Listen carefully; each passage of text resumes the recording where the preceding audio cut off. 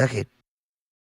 I remember you telling random stories. Well, what I thought were random stories back in the day to get singers to You know, get out of their mind. sometimes I have it in the past. So a lot of times I always tell the gasoline story about your grandpa Springer, and I mean, you know the gasoline story, don't you? I don't know if I do or not. I do, pretty sure. Well, I'll tell you on the podcast Okay. because It's pretty good. it changed my life, but I didn't listen enough. But I did realize what the world was at this time, this moment. And I was 10, and they had bought us some. Grandpa Springer and my mom and dad always had us freaking badass dirt bikes to ride around in. And then we had a big farm, so we rolled around. And you guys know how I am. I'm going way to hell where I'm not supposed to go and come. Oh, I got some trouble over that one. But anyway, we had a big barn. And now you remember the barn, don't you? The big ass barn. Yeah. Oh, yeah. A big ass barn we had behind Grandma's house. Well, so during the summer, here it is, summer break. And I remember it was pretty dang hot out there. But I remember we'd only been out of school for like a couple weeks. Well, here I am. I'm riding a dirt bike around the farm and everything, and I see this is in the morning time, probably late morning, about 11, 12, but in the morning, but 11 in the morning, whatever. So I saw this car that would stop between, how my house and Grandma's house was. Yep. They were a quarter mile from each other because that's how I got good at being a quarter man in track was I ran that all the time.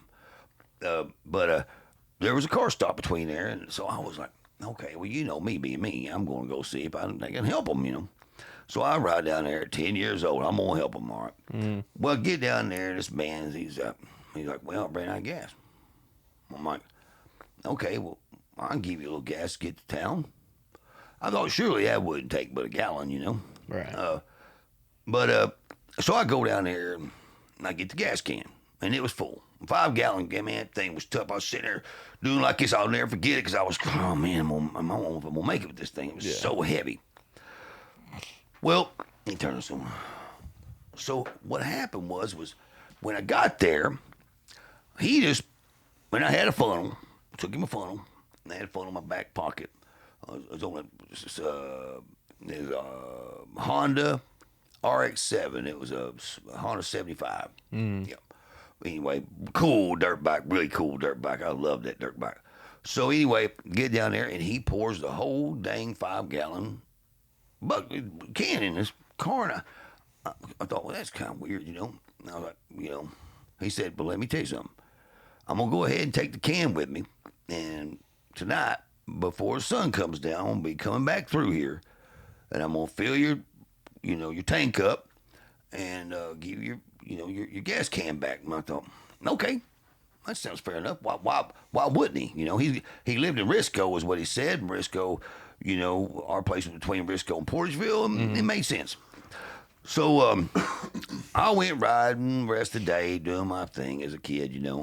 Summertime, I'm riding bikes. I'm riding my dirt bike everywhere. And, well, that night. Or that afternoon, dinner, I guess it was afternoon, about 5 or 6 o'clock, we sat down and we started eating dinner. And Grandpa was acting kind of weird, Your grandpa was just a straight up guy. He was an absolute best man I've ever met in my life. I mean, he really was a good man. But he wasn't saying much. Mm-hmm. I'd forgotten all about the gas can, right? I forgot all about it. Well, so it was a weird vibe then I didn't know what vibes were, but that's what it was. It was a weird vibe at dinner, so... and Mackie, he's, bitching about something as usual. You know how he is. His tutu got hurt, poo-poo got hurt, whatever. So anyway, his dirt bike was tore up or something. I forgot what he did. But anyway, so I'm like sitting there, and I'm like, Grandpa got up from the table and went outside. I thought that was kind of weird because usually he goes in there and he listens to the news and how much the beans are getting booked for right now and the wheat's getting booked for, making sure he going to book them for the highest spot, because harvest is going to be coming in about 2-3 months and we just got to plan. Well, anyway, so he's out, and I went to Grandma. I said, what's wrong with Grandpa? Grandma, he said, why don't you go out there and talk to him? I said, okay. I remember the gas can. So he's out there. Let me tell you, this is exactly how he was. He had his hat. tipped down, and he was staring at that barn. Well, that's where we kept the gas can. Yeah. He's just staring at it. He's smoking a cigarette, and he's just staring at the barn. So I come beside him, I looked up at him, I'm like, "What's wrong, Grandpa?" He goes, "Malcolm." Didn't look at me one bit. Never looked at me. He said, "Where is the gas can?"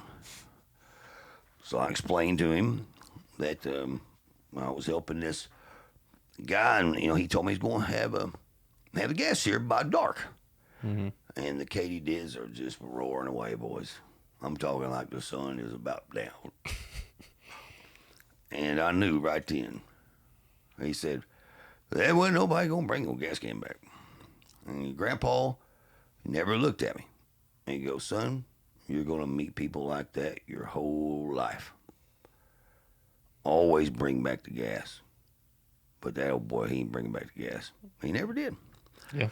I learned a lesson. But you're gonna meet people like Yeah. that your whole life. Oh yeah. Yeah. Yeah.